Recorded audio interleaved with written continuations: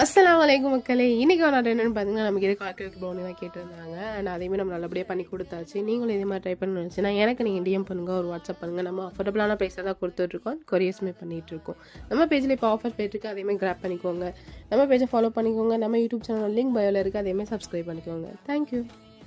ஒன்ன சுத்தி வாரே மூச்சரைக்க நான் கண்ணாளரு சாட போதும் உசுர கட்டி கொத்தாகத்தாரேன் தங்கமே.